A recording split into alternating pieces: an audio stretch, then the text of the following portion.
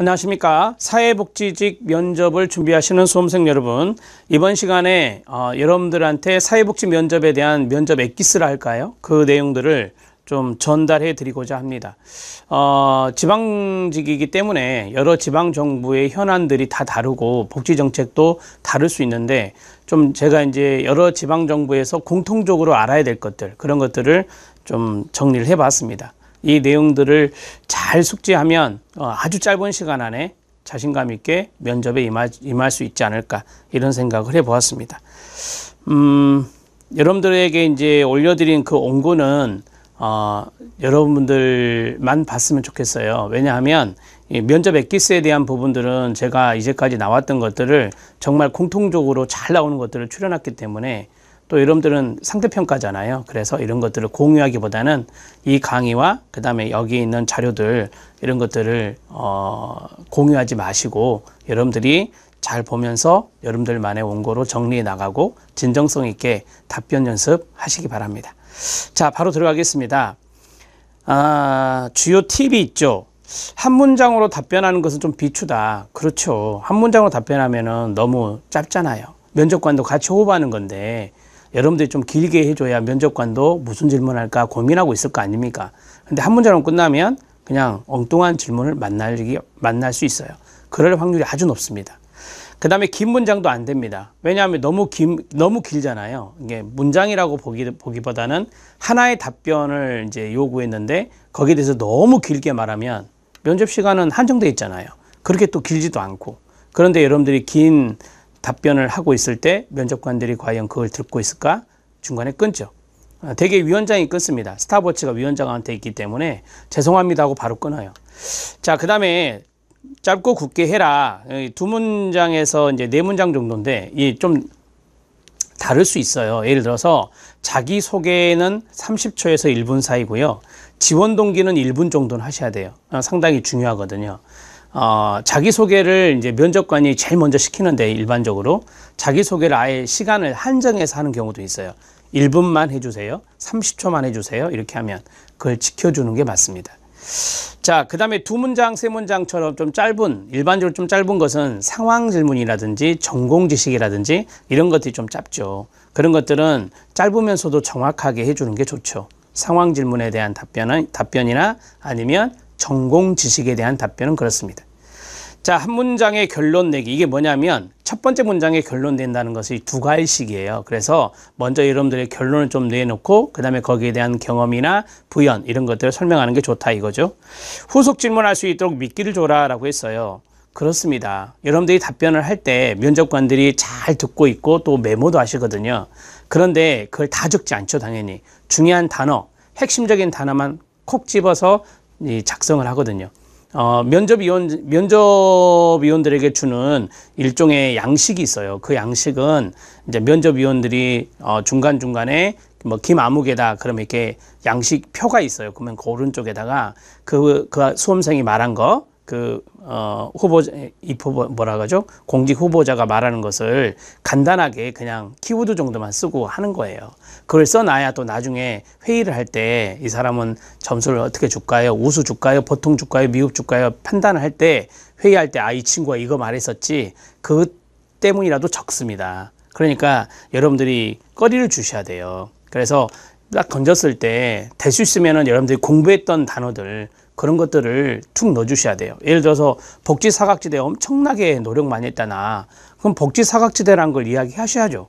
그걸 이제 써먹어야 되니까. 그래서 복지사각지대 발굴과 해소를 위해서 최선의 노력을 다하는 공무원이 되어보겠습니다. 이렇게 하면은 복지사각지대 발굴 어떻게 할 거예요? 이런 식으로 물어볼 수 있다 이거죠. 느닷없이 그쪽으로 간다는 거죠. 그래서 이런 것들을 잘 유념해서 여러분들이 말하는 것에 소스, 그 소스가 많을수록 좋아요. 대신 여러분들이 할 수 있는 답변을 하셔야 됩니다. 자, 그 다음에 원고를 만들고 외우려 하지 말라. 이게 제일 중요해요. 이게 그냥 외운 티가 너무 많이 난다. 그럼 점수 못 받더라고요. 뭐 많이 받으면 보통 받아요. 적게 받으면 잘못하면 미흡까지 나오고요. 그래서 외운 티 안 나게 하려면 많이 읽어서 또 키워드 중심으로 해서 단어들을 배치를 하는 거죠. 먼저 이 단어 말하고 그 다음에 나중에 이 단어 말하고 이런 식으로 해서 이야기를 천천히 하세요. 이야기를 너무 빨리 하시니까 우리가 알아먹지 못하겠네요 라고 해도 빨리 해요. 왜? 잊어버릴까봐 외운 거 빨리 말하려고. 그건 하나도 도움 안 됩니다. 절대 도움 안 됩니다. 자, 머릿속으로 구조화해서 구조화시키는 연습을 해라. 이 구조화가 뭐냐면 맵이죠. 맵.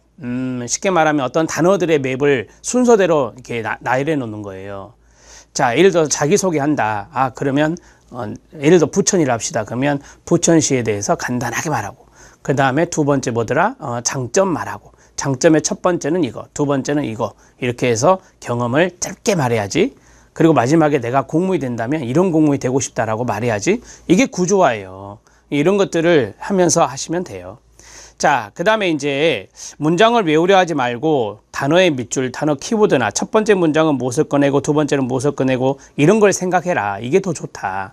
그리고 이렇게 말하면 약간 더듬거리겠죠. 그게 더 좋고 면접관이 들을 때 또한 이런 것들이 여러분들의 눈빛과 밝은 미소 이런 것들을 보면서 진정성을 느낄 수 있어요. 그게 가장 중요한 것 같아요. 제가 이제까지 해보면. 자, 멘붕 대처법이 있습니다. 이거는 뭐 면접 특강에서도 말씀을 드렸거든요. 전혀 생소한 것, 뭐 모르는 거죠. 이거는 아예 모르는 것. 뭐 예를 들어서 면접위원이 어떤 이야기를 했는데 전혀 듣도 보도 못한 이야기다, 단어다. 그러면 솔직히 말씀하셔야 돼요. 거기서 계속 이어가시면 안 되고. 자, 그 다음에 조금 아는데 잘 모르는 것도 있잖아요. 그렇죠. 이거는 생각이 잘 안 나는 거예요. 알고는 있는데. 그래서 생각이 나는 부분까지 말씀드려도 되겠습니까? 말씀드리겠습니다. 이런 식으로 말씀하시면 되는 거예요. 이렇게 하면은 감점은 되지 않죠. 그래서 거짓말 하지 말고 또 거기에 대해서 너무 생각할 시간을 달라 할 수 있는데 너무 긴 시간을 끌어버린다든지 이러면 안 되는 거예요. 자, 이제 자기소개가 있죠. 자기소개 외우기라고 했는데 이게 무슨 말이냐면 자기소개 같은 경우는 외워서 뭐 이렇게 책을 읽듯이 하지 말고 자기소개에 대해서는 완전히 100% 완벽하게 인지하라 이거예요. 대개 보면 들어가자마자 멘붕 되잖아요. 머리가 하얘진다라고 하잖아요. 그러니까 자기소개부터 처음부터서 힘들어지면 그 다음 질문들이 다 꼬여요. 그래서 이거는 딱 들어가자마자 내가 머리가 하얘지더라도 요것만큼은 내가 확 잡고 들어가겠다 이런 생각을 하셔야 돼요. 호흡까지 암기해라. 이게 무슨 말이냐면 중간에 쉬는 것까지 암기할 정도로 해야 된다 이거예요. 다만 자연스럽게 천천히 해야 돼요. 빨리 가면 안 돼요. 절대 자연스럽게 천천히 해야 됩니다. 저는 면접위원 들어가서 항상 자기소개 맨 앞에 붙입니다. 첫 수험자가 자기소개했다 그러면 끝 수험자도 끝 수험까지 다 수험자까지 자기소개 시켜요. 그게 공평한 거예요. 그리고 자기소개를 시키는 이유는 거기에서 질문거리를 찾는 거예요. 면접위원들이 다. 그렇기 때문에 거기에 대해서 정말 잘 연습하시고 천천히 진정성 있게 이야기하는 노력을 몇 번이고 해주셔야 됩니다. 자기 개발 노력은 무엇인가? 독서도 있고 운동도 있고 미래 계획 이런 것도 있겠죠. 자, 현재에 대한 자기 개발 노력뿐만 아니라 미래에 대한 자기 개발 계획 이런 것도 한번 생각해 보시면 좋겠습니다.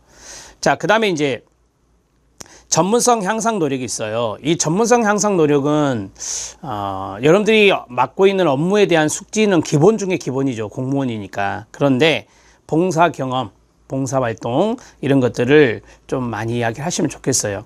뭐 예를 들어서 이런 거죠. 여러분들이 이제 공직자가 되시면 주말을 이용해서 또는 연차 낼 수 있잖아요. 그런 것들을 좀 내서라도 봉사활동을 좀 해보고 싶습니다. 여러분들의 키워드 3개가 뭔지 아십니까? 공무원의 키워드, 봉사, 헌신, 책임이에요. 그런데 봉사 경험을 전혀 안 했다. 공무원 되고 나서. 그건 좀 문제 있는 거 아닙니까? 일하는 자체가 봉사다?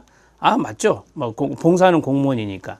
그런데 그거 말고 사회복지 현장에 나가서 봉사하는 것, 이런 것들이 정말 중요하거든요.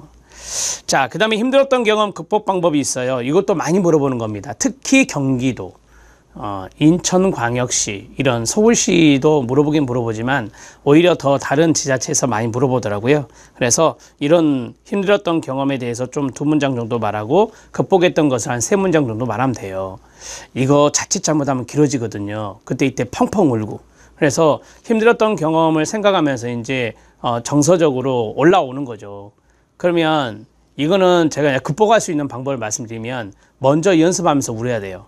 먼저 울면 나중에 면접장에 가서는 이게 약간 뭐랄까요, 찡할 정도지 막 눈물까지 나진 않거든요. 그래서 이거는 연습하면서 많이 미리미리 연습하시면 좋을 것 같아요. 자, 갈등 경험과 극복입니다. 이것도 마찬가지인데 이 갈등은 사회 경험에서 많이 이야기를 하는 게 좋아요. 대인 관계에서 갈등보다 이 공무원의 면접이다 보니까 사회 경험은 조직 생활이잖아요. 그래서 조직 생활 했을 때 어떤 경험들이 있을 거예요. 갈등 경험들. 이런 것들을 해결하는 그런 능력들을 보고 싶어 하는 거거든요. 그런 것들을 말하는 게 좋고, 나는 조직 생활 전혀 안 해봤는데요. 아르바이트도 안 해봤는데요. 그러면 어쩔 수 없이 대인관계 갈등으로 가야 되겠죠. 그렇지만 여러분들이 어느 조직에서의 갈등 경험을 말하는 게 가장 좋다, 이렇게 말씀을 드렸고, 뭐 이런 것도 있을 수 있어요. 소집단이지만 스터디 내에서, 수험생활 때 스터디 내에서 갈등이 있을 수 있잖아요. 대인 간의 갈등은 1대1 간의 갈등이거든요. 그거 말고. 그래서 뭐 스터디를 하는데 이러한 불협화음이 있어서 갈등이 한 적이 있었다. 적어도 이 정도는 나와야 되지 않을까 싶어요. 자, 그 다음에 극복이 나와야 돼, 꼭 뒤에. 그래서 이 갈등을 극복해서 더 힘을 발휘할 수 있었다든지 좋은 성과를 얻었다든지 뭐 이런 것들, 자신의 어떤 발전의 계기가 됐다든지 이런 것들을 좀 이야기해 주는 게 좋죠. 마지막에는 좌우명입니다. 여러분들이 이제 현재 갖고 있는 좌우명의 인생관이거든요. 그것을 어떻게 공무원이 있을 때 발휘할 것인가지 이야기해야 돼요.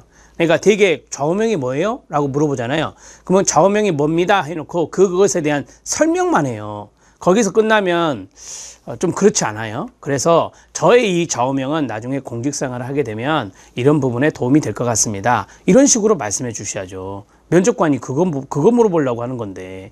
그래서 그럼 면접관이 그 좌우명이 공직생활 하면서 어떻게 도움이 될 것 같아요? 그렇게 후속 질문 잘 안 해요. 그냥 다른 질문 넘어가지. 그래서 좌우명 같은 경우는 좌우명을 간단하게 말하고, 그 좌우명이 또 어려운 좌우명도 있어요. 예를 들어서 뭐 어떤 수식어구가 형용사구가 너무 많은 거예요. 그래서 면접위원이 들어도 무슨 말인지 잘 모르겠다. 그런 것은 비추고요. 웬만하면 쉽게 풀어서 이야기해 주시는 게 좋아요. 자, 그런 것들이 여기에 들어갑니다. 자, 사회복지 공무원 지원 동기, 이게 제일 중요합니다. 자기소개보다 더 잘 나오고 더 중요합니다. 그래서 저는 이거를 1분 정도 이야기하셨으면 좋겠다. 이 원고는 정말 중요하거든요. 그런데 사회복지 공무원 지원 동기 할 때 대부분 평이하게 많이 말을 해요. 진부한 이야기들 해요. 그런 것보다 봉사 경험, 사회복지 공무원의 지원 동기에서 봉사 경험이 빠지면 안 꼽는 찐빵과 똑같아요. 두 번째, 봉사 경험으로 생기는 게 뭐겠습니까? 사회복지 마인드겠죠. 전공은 안 했더라도 사회복지 마인드는 있겠죠. 봉사활동을 하면. 그래서 이 사회복지 마인드가 길러졌고, 이 사회복지 마인드로 내가 사회복지에 대해서 사회에 어떤 공헌을 해볼 수 있을까, 그걸 고민하게 되고, 거기에 대해서 사회복지직 공무원, 사회복지 전담 공무원의 이야기를 듣게 되었고, 거기에 도전하게 돼서 여기까지 온 거다. 이런 식으로 자연스럽게 이야기하는 게 좋죠. 가장 문제가 되는 것은 봉사활동 경험이 없는 분들이 문제가 되는 거예요. 그럴 때는 어쩔 수가 없어요. 그냥 다른 지인의 사회복지사 친구, 예를 들어서 지인의 추천으로 공부를 하게 됐다. 근데 이제 면접관들한테는 조금 감동은 덜 하겠지만 봉사 경험을 말하는 게 제일 좋습니다. 그래서 이제 사회복지사 자격증을 따는 과정에서 실습을 하게 되잖아요. 또 실습에서 배우는 게 또 있어요. 그래서 그러한 것들을 아주 순조롭게 이야기를 쭉 할 수 있거든요. 봉사 경험에서, 사회복지 마인드에서, 실습에서, 그 다음 실습하면서 이제 사회복지 공무원에 대해서 알게 되는 경우가 많기 때문에 거기에 대해서 이야기를 쭉 풀어나가는 게 좋아요. 이해되시죠? 네. 그 다음에 장점, 경험. 장점은 2가지 정도, 장점은 3가지 물어본 데도 있긴 있어요. 그래서 장점은 3가지, 단점은 2가지, 이런 식으로 말을 많이 하는데, 예를 들어 장점을 내가 2가지를 준비했는데 3가지 말해봐라, 이렇게 물어볼 수 있죠. 그럼 하나를 그때 당시에 찾는다? 힘들어요. 미리 준비하는 게 좋겠죠. 키워드 정도라도 3가지 키워드, 뭐 예를 들어서 성실성, 친화력, 그 다음에 투철한 친화력, 성실성, 책임감, 이렇게 3가지 키워드라도 잡아놓고 들어가는 게 좋아요. 자, 여기서 이제 진짜 중요한 것이 뭐냐면 경험이거든요. 그래서 자신의 경험을 이야기할 때 이 경험을 너무 길게 말하시면 안 돼요. 이 질문에 대한 답변은 짧아요. 긴 답변이 아니에요. 이것은 결코. 거기 보면 봉사했던 거, 실습했던 거, 사회 경험했던 거, 그 다음에 아르바이트 경험 같은 경우는 직장이 없는 경우에 이제 할 수가 있겠죠. 아르바이트를 진짜 오래 하신 분들이 있어요. 여러 가지 아르바이트를. 그런 사람들은 아르바이트 말해도 돼요. 그런 사람들은. 근데 이제 아르바이트를 딱 한 번 했는데 거기에 대해서 이야기를 하는 것은 좀 약하죠. 그런 부분들이 있습니다. 자, 그 다음에 단점과 극복 노력이 있는데 두 개는 좀 준비해라. 이런 것들이 있고요. 예를 들어서 이제 표현의 중요함인데 덜렁대요. 덜렁대요. 이렇게 표현한 것보다 꼼꼼함이 부족합니다. 이런 식으로 이야기하는 게 좋다. 이런 식으로 표현하셔라 이거예요. 자, 그 다음에 자원봉사 경험과 느낌점 중요한지 아시죠? 교훈은 보람이에요. 일종의 보람. 어떠한 보람이 있었는지 그것들을 여러분들이 꼭 생각에 대해서 이야기를 해주시면 됩니다. 그런데 어떤 면접관들은 이런 것이 있어요. 보람을 이야기했잖아요. 그럼 후속 질문으로 그래요. 자원봉사는 보람이 있는 것이죠. 그런데 아쉬운 부분도 있을 것 같은데 무엇이 아쉬웠나요? 이렇게 물어봐요. 이것은 일종의 확인일 수도 있어요. 아, 이 사람이 진짜 자원봉사 했을까? 안 한 것 같은데 느낌이 말하는 것이 조금 부자연스러운데 그럴 때 한 번 더 확인하는 작업으로 무엇이 아쉬웠습니까? 이렇게 물어볼 수 있어요. 그러면 이것이 만약에 수험자가 그럴 일은 없지만 거짓말을 했다 그러면 답변하기 어렵죠. 어려운 거예요. 그럼 이제 그때 거기서 들통나는 거예요. 그래서 거짓말을 하지 마세요. 자원봉사 경험에 대한 거짓말은 비춥니다. 아니 해서는 안 됩니다. 반드시 이거는 걸리게 돼 있으니까. 앞에 있는 분들은 자원봉사에 대해서 잘 알고 있는 분들이고 자원봉사를 많이 한 사회복지 전문가가 오실 수도 있어요. 그렇기 때문에 경찰관이 범죄자를 매의 눈으로 찾아내듯 그런 것을 잘 찾는 분들이 있습니다. 그래서 꼭 잘 정리해 주시면 되겠습니다. 이제 이 자원봉사에 있어서 아쉬운 점은 되게 이런 거예요. 자원봉사 관리자가 자원봉사자들에 대해서 신경을 좀 안 쓴다. 자원봉사 받는 분들의 욕구에 맞지 않는 서비스가 많다. 자원봉사자 수가 부족하다. 시설관리자의 관리들이 좀 소홀하다. 그 다음에 사전교육을 안 해주는 경우도 있다. 이런 것들이 대부분이에요. 그래서 여러분들이 자원봉사했던 기관들에서 이런 것이 있었다면, 느꼈다면 그것을 딱 한 가지만 말하시면 됩니다. 자원봉사 활성화 방안이 있어. 이건 좀 창의적인 생각을 이야기해 주는 게 좋아요. 자원봉사를 어떻게 하면 활성화할 수 있을까요? 기부라고 하는 것을 어떻게 하면 활성화할 수 있을까요? 재능 기부를 하고 있는데 재능 기부를 어떻게 하면 활성화할 수 있을까요? 한 가지면 돼요. 딱 한 가지. 여러분들이 생각하고 있는 활성화 방안. 대신 좀 창의적인 걸로 면접관들이 그런 것도 있겠다. 그런 것도 괜찮겠다. 이런 것들입니다. 여러분들이 이거 자료 찾기 힘들면 구글에서 자원봉사 활성화 이거 치면 여러 자료들 나와요. 그 자료들에서 좀 읽어보시고 거기에서 좀 아이디어가 괜찮다라고 하는 것들 그런 것들을 좀 찾아보세요. 포인트 이제 요새 이렇게 활동하면은 포인트 지급하잖아요. 이런 것들도 좋은 방법이 될 수도 있어요.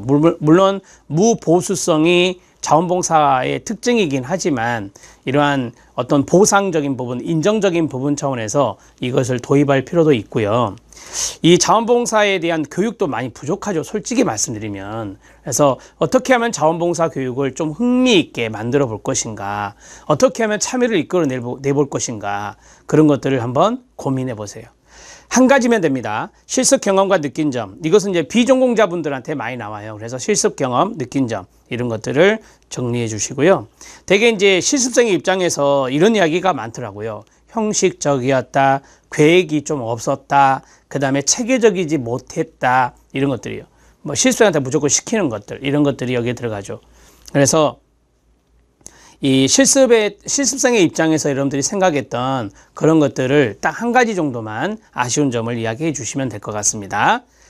자, 물론 보람도 있죠. 이 보람도 준비하시고 아쉬운 점도 준비하시고 한 가지 준비하시면 되는데 되게 실습보다는 자원봉사가 압도적으로 많습니다. 관심 복지 분야와 계기입니다. 아동과 노인과 장애인과 다문화 선택할 수 있는데 여러 가지 있겠죠. 그런데 이제 첫 번째는 왜 여기에 대해서 관심을 갖게 됐는지. 저는 아동복지에 관심을 가지고 있습니다. 제가 아동복지에 관심을 갖게 된 계기는 이런 식으로 쭉 나가요. 자연스럽게. 그러면 경험이 나와야죠. 당연히. 경험이 나와야 되는 거예요. 다른 사람이 이거 조금 괜찮다고 해서 이 분야에 관심을 가졌습니다. 이런 것은 절대 안 되고 여러분들이 그 분야의 경험을 갖게 되는 건데, 여기서 이제 좀 고민거리가 있는 분들이 있더라고요. 경험이 많은 거죠. 아동에도 있고 노인에도 있고 장애인도 있고 많은 거예요. 그러면 여러분들이 그 세 가지 중에서 가장 관심 있는 건 한 가지일 거 아닙니까? 그걸 말하는 거죠. 그러면 이렇게 하셔야 돼. 어떻게 하셔야 되냐? 저는 아동 분야, 노인 분야, 장애인 분야 다양한 경험을 하였는데, 그 경험을 하던 중에 그래도 노인 복지에 관심을 더 많이 가지게 되었습니다. 이런 식으로 말씀을 하셔야죠. 그리고 이제 그 노인에 대한 경험들, 그런 것들을 간단하게 말씀해 주십시오. 짧게 압축해야 돼요. 이거 길어질 수 있죠, 당연히. 이거 길어지면 안 되거든요. 그래서 한 4문장에서 5문장 정도 길면 그 정도 하셔도 됩니다. 마지막으로 싶은 말, 진짜 중요하죠. 너무너무 중요한 거예요. 이거는 여러분들이 아주 임팩트 있게 해야 되는 부분 중에 하나가 바로 이거고요. 마지막 싶은 말은 일종의 포부입니다. 면접관이 마지막에 포부가 뭐예요? 이렇게 물어보는 경우가 있어요. 여러분들이 얼추 이제 주거니 받거니 하니까 이제 끝날 시간 좀 됐겠다라고 생각할 수 있는 부분이 있잖아요. 시간적으로. 그럴 때 포부가 나오면 마지막으로 싶은 말이에요. 그렇게 생각하시면 됩니다. 근데 되게 면접관들이 마지막으로 하고 싶은 말이 뭐예요? 이렇게 물어요. 포부라기보다는. 그래서 제가 타이틀을 마지막 싶은 말로 잡았어요. 짙은 호소력이 필요하다. 뭐 이런 것들이 이제 약간의 감정적인 부분들이 있을 수 있어요. 근데 그거 나쁘지 않아요. 근데 처음부터 끝까지 다 감정적으로 나가시면 안 돼요. 마지막에는 결의가 들어 있어야 돼요. 결의가. 마지막 싶은 말이 없을 것 같을 때는 면접관님, 제가 마지막으로 싶은 말을 준비했습니다. 말씀드려도 되겠습니까? 라고 꼭 말해야 돼요. 네, 뭐 예를 들어서 이런 거죠. 시간이 다 됐다. 그런 말씀을 안 하셨는데 그냥 예, 고생했습니다. 나가셔도 됩니다. 이렇게 말씀하신 거예요. 그럼 여러분들이 준비한 게 있는데 그런 것들 말 않고 나오면 후회하세요. 그래서 면접관님 정말 죄송하지만 제가 마지막 싶은 말을 준비 좀 했습니다.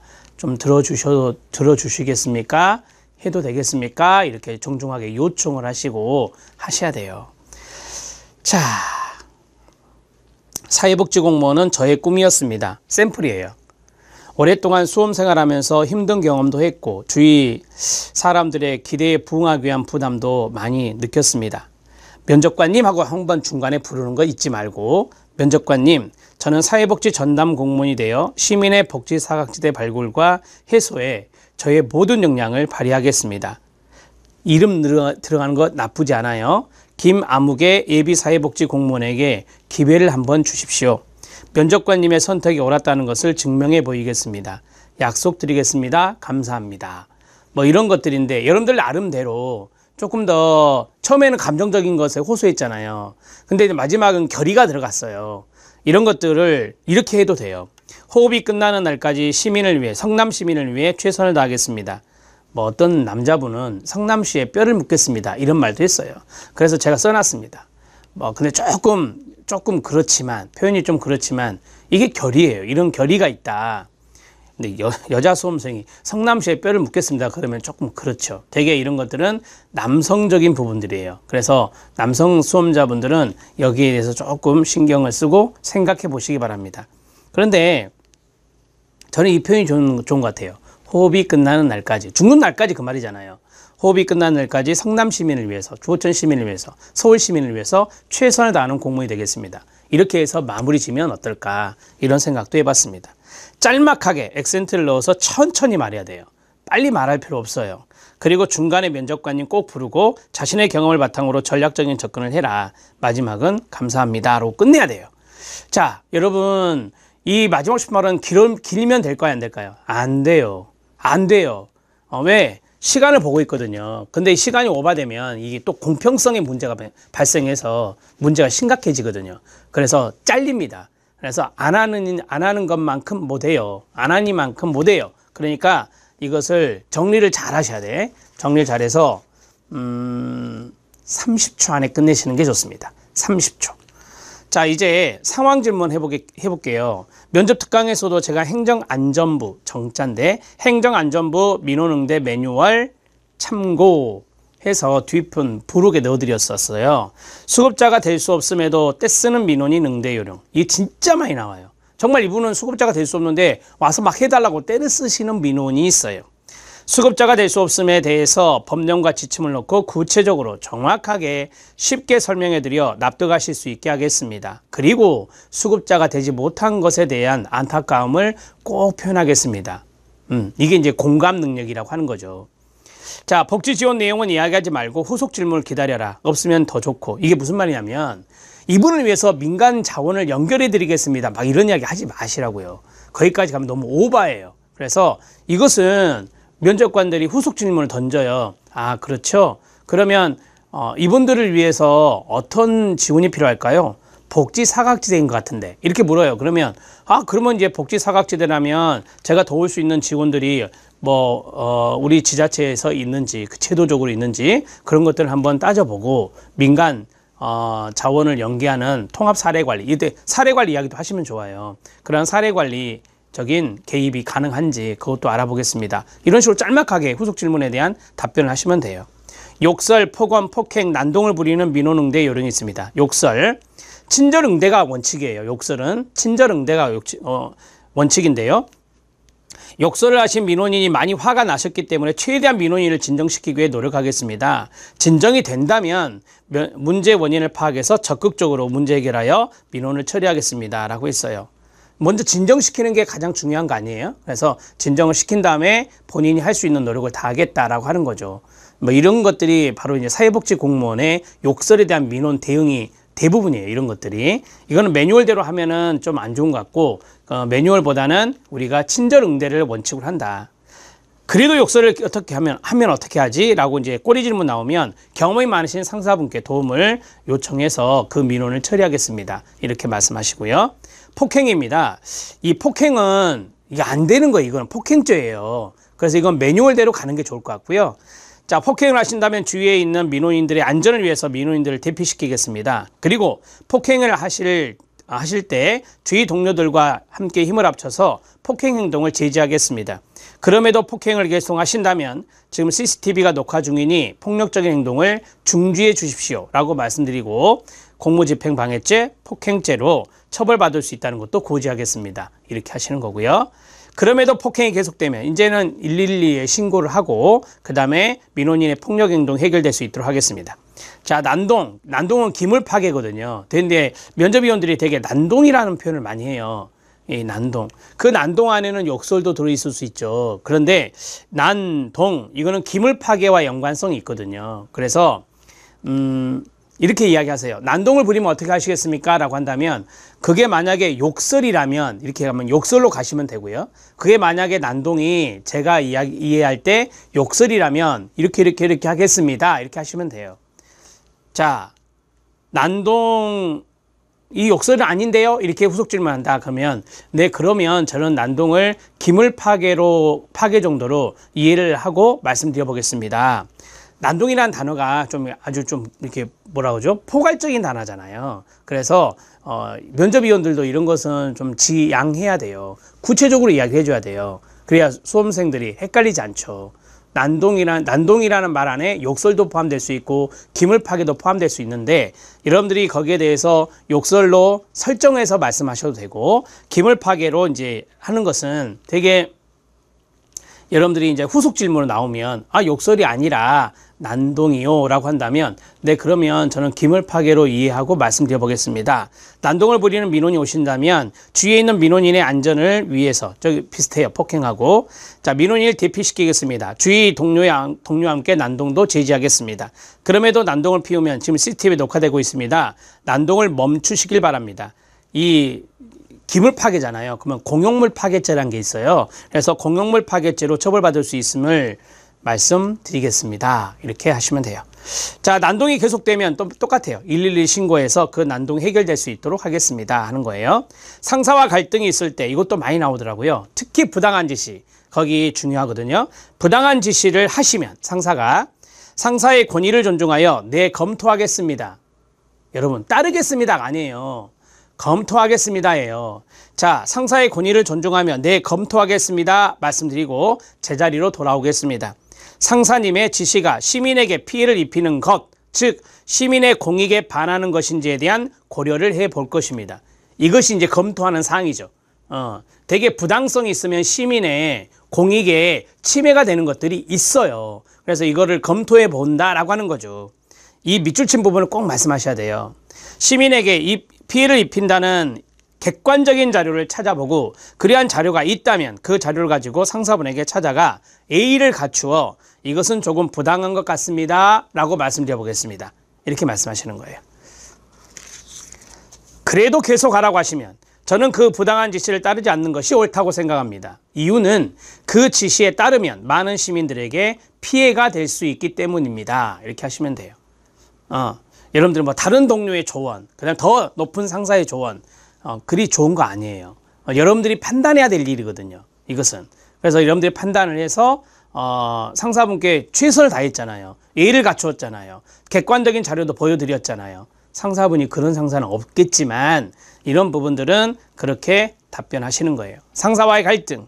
자, 이 갈등은 되게 이제 대인 간의 갈등이 아니라 업무상 갈등이 많아요. 그것을 물어보는 건데 저는 상사와 갈등이 있으면 갈등의 원인이 무엇인지 제 자리로 와서 충분히 생각해 보겠습니다. 심사숙고. 자, 그 다음에 갈등의 원인이 파악되었다면 상사분께 찾아가서 그 갈등에 대해서 소통, 동그라미, 이게 중요한 거예요. 소통을 통해서 풀어나간 노력을 하겠습니다.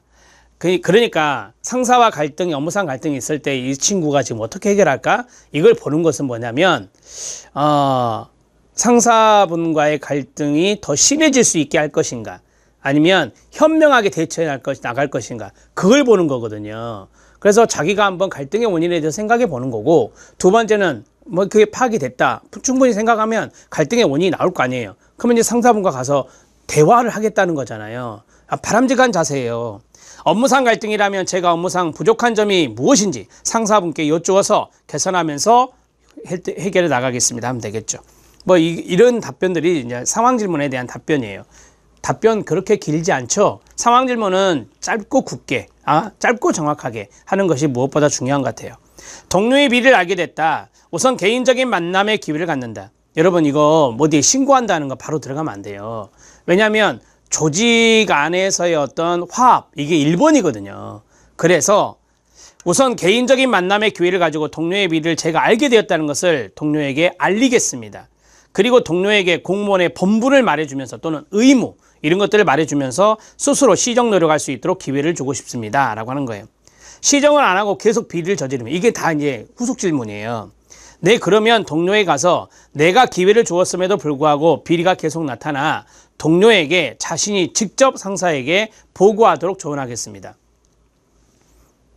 제가 상사에게 보고하는 것보다 동료가 직접 상사에게 보고하는 것, 그런 것들이 더 좋은 방법이에요. 더 좋은 방법이에요. 제가 만약에 상사에게 보고하잖아요. 이 동료의 비리를. 그러면 동료와 나 사이 안 좋아지고 동료와 이 상사 간의 관계도 안 좋아집니다. 그래서 이거는 여러분들이 그러한 것들을 좀 고려해서 답변을 하시는 거예요. 지금 이게 동료에게 자신이 직접 상사에게 보고하도록 충고하겠습니다. 조언하겠습니다. 이렇게 하는 거예요. 동료에 대해서 충분히 동료에도 나타났고 그 동료의 비리를 줄일 수 있는 가장 좋은 방법도 내가 이야기해 줬으니 그 정도면 된 거예요. 자, 내부 고발자 제도가 있어요. 어떻게 생각하느냐? 부패 방지 아닙니까? 필요하죠, 당연히. 자, 조직 구성원의 부정부패를 방지하기 위해 필요하다고 봅니다. 다만 그렇죠, 제가 말씀드렸던 거, 조직 안에서 먼저 해결하는 노력이 필요하다. 조직 안에서 해결할 수 있는 것이라면 충분히 조직 구성원들의 해결 노력을 해야 한다고 생각합니다. 독거노인을 관리하고 있다면 어떻게 하겠는가? 이것도 상황 질문이죠. 당신이 업무를 맡았는데 독거노인을 맡고 있어. 그럼 어떻게 관리하겠냐? 제가 독거노인을 관리한다면 정기적으로 독거어르신 가정을 방문하고 상담과 정서적인 부분에 도움을 드리겠습니다 라고 했어요. 첫 번째 중요한 게 뭐죠? 네, 정기적인 가정 방문이에요. 자, 그리고 정서적인 서비스 상담 드린 것 외에 다른 욕구가 있으시면 욕구 사정, 욕구 조사를 했다는 거잖아요. 저희 동주민센터, 여긴 지금 서울시예요. 동주민센터에 보면 복지 플래너 이런 분들이 있어요. 우리 동네 주무관 이런 분들이 있어요. 돌봄 SOS 센터 공직자들이 있어요. 공무원들이. 자, 만약에 서울시가 아니면 어떻게 해야 돼요? 행정복지센터. 행정복지센터의 맞춤형 복지팀이요. 행정복지센터의 행정관리팀이나 맞춤형 복지팀, 사례관리를 담당하는 분들이 있잖아요. 자, 그러한 분들, 그리고 구청에는 희망복지지원팀이 있죠. 구청의 희망복지지원팀을 연계해서 필요한 서비스를 받을 수 있도록 하겠습니다 라고 했어요. 여러분, 여기에 민간 자원 있나요? 민간 기관 나왔나요? 안 나왔죠. 그것은 여러분들이 미리 말하는 거 아니에요, 절대. 면접관이 후속 질문하면 그러면 공적인 지원 외에 또 뭐가 있습니까? 이렇게 물어보면 그때는 민간 지원을 이야기하는 거죠. 먼저 민간 지원 막 말하지 마셔요. 여러분들은 공무원 면접이기 때문에 공직자에서 어떤 선에서까지 해줄 수 있는지 그런 것들을 이야기하시는 거예요. 자, 이해되셨죠? 공무원의 의무와 덕목이 나왔는데요. 자, 공무원의 의무와 덕목. 여기까지 해볼게요. 그리고 중간에 쉬었다가 하나 더 하겠습니다. 공무원의 6대 의무가 있다. 이거는 꼭 암기하셔야 되죠. 당연히 암기하셔야 됩니다. 성청, 친복, 비품 이런 식으로 암기법도 넣어드렸습니다. 성실의 의무, 그 다음에 청렴의 의무, 그 다음에 친절과 공정의 의무, 복종의 의무, 비밀엄수의 의무, 품위 유지의 의무가 있어요. 이거를 제가 특강 때도 말씀드렸지만 쭉 풀면서 이야기하면 더 좋아요. 풀면서 이야기하면 훨씬 좋습니다. 푼다는 소리는 뭐냐? 하나만 해보면 공무원은 항상 주어는 공무원. 공무원은 성실하게 직무를 수행해야 합니다. 이런 식으로 하라는 거죠. 또는 공무원은 성실하게 직무를 수행해야 되는 성실의 의무가 있습니다. 이렇게 말하는 거죠. 시간이 좀 가더라도 정확히만 해주면 다른 수험생들하고 차별화가 돼요. 자, 그 다음에 공무원의 4대 금지 의무가 있다. 직영 단정입니다. 이건 풀 필요 없어요. 그냥 4가지 그냥 땅땅땅 이야기하면 돼요. 직장 이탈 금지, 그 다음에 영리 업무 및 겸직 금지, 그 다음에 단체 행동 금지, 정치 운동 금지 의무가 있다. 이렇게 보시면 되고요. 단체 행동 금지 의무는 불법 노동쟁이 하지 말 것, 이유는 시민에게 피해가 될 수 있어 금지하고 있다라고 하는 거고요. 불법 노동쟁이입니다. 불법. 그 다음에 정치 운동 금지는 정책 중립성을 유지하라 이거죠.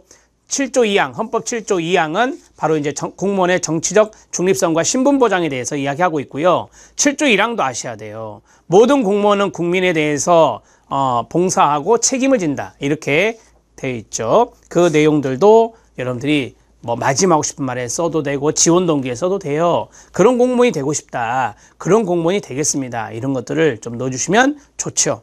공무원 노조 가입 어떻게 하실 것인가 라고 했어요. 이거는 좀 예전에 나온 건데 만약에 나온다면 노조 가입, 노조는 필요하다고 본다. 하위직 공무원의 처우 개선이나 복리 후생에 어느 정도 도움이 된다고 생각하니까요. 하위직 공무원의 목소리를 반영하는 소통의 채널이므로 필요하다고 본다라고 했어요. 근데 가입할 거냐 이렇게 물어보면 하실 겁니까? 가입할 수 있어요. 사회복지 공무원은 공무원 노조에 가입할 수 있어요. 근데 이제 여러분들이 이제 신입이잖아요. 그래서 아직은 업무 처리도 이제 공부해야 되잖아요. 그래서 그런 부분 때문에 노조에 가입 우선은 노조에 가입할 생각은 없습니다. 이런 식으로 말씀하셔도 나쁜 것은 아니다.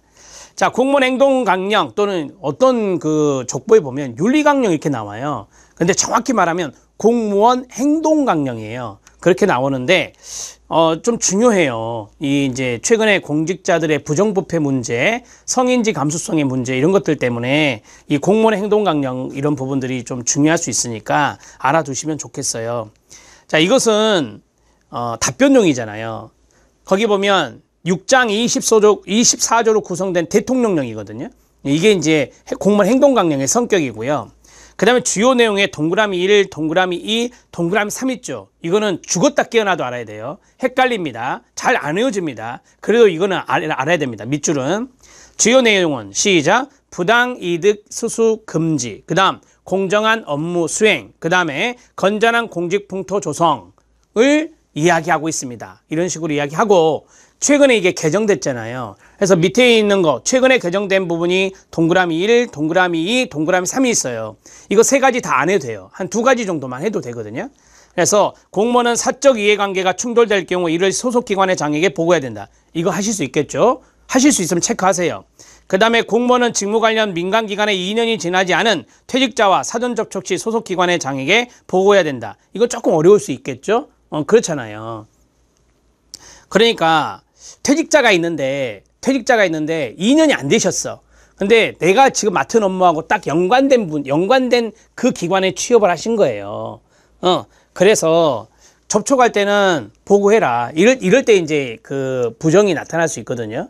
자, 그 다음에 세 번째, 공무원은 소속 직원에게 사적 노무, 개인 심부름 등을 시켜서는 안 된다. 뭐 이런 것들이 있어요. 개정된 내용들에. 그래서 여기 3개 중에서 2개 정도는 이야기하시는 게 좋아요. 그러나 밑줄은 반드시 하셔야 돼요. 자, 그 다음에 사회복지 공무원의 가장 중요한 덕목이 뭐냐? 제가 특강 때도 말씀드렸지만 6대 의무에서 찾아볼 수도 있고요. 헌법 조문에서 찾아볼 수도 있어요. 공직가치체계도 공직관을 추천할 수도 있어요. 그래서 이건 답이 없는 거예요, 여러분. 그러나 엉뚱한 이야기 하시면 안 되지. 첫 번째는 추천 볼게요. 저는 성실이라고 생각합니다. 저는 친절공정이라고 생각합니다. 저는 청렴이라고 생각합니다. 또한 저는 봉사정신이라고 생각합니다. 저는 책임성이라고 생각합니다. 저는 전문성이라고 생각합니다. 공평성이라고 생각합니다. 책임성이라고 생각합니다. 뭐 이런 것들이 있어요. 여기에서 되게 3가지 나와요. 3가지. 덕목 3가지 말해봐요. 그래요. 그러면 여러분들 이 세 가지를 찾을 때 한 가지 더 생각해야 될 것은 여러분들의 장점과 연결하는 게 더 좋아요. 이거 잘할 수 있어요? 이 덕목 갖출 수 있어요? 네, 그것은 저의 장점이기도 합니다. 이런 식으로 말씀하시면 되죠. 후속 질문에서. 청렴시 꼬리 질문이 있다. 청렴합니까? 경험. 그 다음에 서울시 청렴시책은 뭐냐? 아니면 자기 지자체 청렴시책이 있거든요. 그런 것들을 한번 구글에서 찾아보시면 나와요. 보도자료라든지 뉴스라든지 이런 걸로 나오더라고요. 청렴을 높이는 방법이 뭐가 있느냐? 청렴 교육이죠. 제일 중요한 게. 청렴 교육이 가장 기본이라서 청렴 교육. 그 다음에 우리 지자체에서는 어떤 청렴 교육을 하고 있는지, 또 어떤 날이 청렴의 날인지. 청렴의 날이 제정돼 있거든요. 지자체마다 다 틀려요. 그래서 청렴의 날이 언제인지도 좀 찾아보시고, 김영란법, 부정청탁 및 금품 등 수수 금지에 관한 법률이라고 정확히 말하면, 근데 일명 김영란법이거든요. 이제 이런 것들이 나올 수 있으니 유의 바란다라고 했어요. 이 김영란법은 밑에 정책 이슈에 1번에 있어요. 그때 보기로 하고, 사회복지 공무원의 자질입니다. 자질. 이 자질 같은 경우는 덕목과 약간 달라요. 이 자질은 전문적인 자질과 인간적인 자질이라고 그래요. 그래서 전문성과 인간성이라고 말할 수 있거든요. 여러분들이 생각해봐요. 곰곰이. 사회복지 공무원은 전문성이 필요할까? 안 필요하겠습니까? 사회복지의 전문성이에요. 그다음 2번째, 인간성 필요할까요? 인간성 없으면 사회 취약계층 상담 못해요. 사회복지 마인드는 일종의 마인드인데 이런 인간성이 없으면, 즉 온화함이라든지 공감 능력이라든지 이런 희망과 에너지를 줄 수 있는 그런 사람이 아니라면 사회복지 전담 공무원 힘들어요. 정말 힘들어요. 그래서 그런 것들이 필요한 자질이다. 이런 것들을 이야기해 주셔야 돼요. 네, 사회복지 공무원의 자질은 전문성과 인간성이라고 생각합니다. 또는 전문적 자질과 인간적 자질이라고 생각합니다. 전문성은 사회복지 공무원으로서 관련 법령과 지침을 철저하게 숙지하여 민원인의 민원을 차질 없이 해결하는 것과 사회복지 실천 현장에 대한 감각, 즉 사례관리 경험에서 전문성이 요구된다. 여러분, 이 공무원도 사례관리 엄청 열심히 하고 있는 거 아시죠? 사례관리 아무나 못해요, 여러분. 전문성이 있어야 돼요. 자, 그 다음에 인간성은 사회 취약계층의 마음을 이해하고 공감하는 능력과 존중해주는 사회복지 마인드라고 생각합니다. 뭐 이 정도 하시면 되죠. 자, 그 다음에 공직자 청렴도 높이는 방안, 창의적 방안이라고 했어요. 그러니까 좀 이게 본인이 생각하고 있는 창의적인 게 있어요? 라고 물어보는 경우가 있어요. 특히 서울시. 근데 제가 이거는 면접 특강 때도 약간 말씀드렸던 건데, 청렴 교육을 기본적으로 강조하고 있지만 출퇴근 시 청렴 방송을 5분 정도가 좋아요. 5분 정도 티타임 시간에 미담, 그 다음에 청렴 공무원의 경험, 도움을 받았던 시민, 공직자의 모습을 봤을 때 기분 좋았고 신뢰성이 같다라는 그 시민 등 다양한 스토리가 있는 의미 있는 메시지를 담아서 방송으로 청렴의식을 제고하는 것입니다. 라고 했어요. 첫 번째 힌트가 청렴방송이었네요. 그죠? 청렴방송. 자, 예를 들어서 청렴 교육에 또 이런 것도 있을 수 있어요. 형식적인 청렴 교육 말고 모의 상황극이라든지 또는 연극 공연 이런 것도 해보는 게 좋을 것 같다. 그러면 흥미를 많이 갖겠죠. 어떤 지자체는 청렴 퀴즈도 내요. 그래서 공무원들이 청렴 퀴즈를 해서 거기 시상도 하고 하는 것도 봤어요. 해당 전문가들이 교육 시간에 부정청탁 금지법의 내용을 교육직인 공무원 앞에서 시범을 보여준다. 이런 것들도 중요하죠. 이게 이제 일종의 모의 상황극이잖아요. 그래서 부정청탁금지법의 내용이 너무 이게 포괄적이니까 거기에 대한 상황 하나하나를 이제 공무원들이 보는 앞에서 집체교육할 때 보여주는 것도 좋다라고 하는 겁니다. 자, 온라인 교육은 하고 있어요. 온라인 교육은 이제 공무원들이 이걸 교육에서 이수를 해야 되는 그러한 부분들이 있거든요. 그래서 온라인 교육보다는 여기에 대해서 이제 모의 상황극이라든지 연극 공연이라든지 이런 것들을 통해서 좀 체득할 수 있게 해주는 것이 좋고, 그 다음에 출근 때, 퇴근 때 항상 청년 방송을 들어서 퇴근 시에 부정부패 자리에 들어가지 않게, 그리고 오늘 아침에 청년 방송을 통해서 하루 종일 근무할 때, 이 청렴하게 근무할 수 있게, 이런 것들의 동기부여랄까요? 그런 것도 필요하겠죠. 뭐 이런 것들을 이야기하는 거예요. 자, 됐습니다. 다음 한강 남았는데 다음 한강 때는 정책 이슈 들어가도록 하겠습니다. 열심히 들어주시고, 또한 여기에 대해서 자기 원고를 어떻게 쓸까 키워드 중심으로 좀 적어 놓으시면 도움이 많이 될 겁니다. 다음 시간에 뵙겠습니다.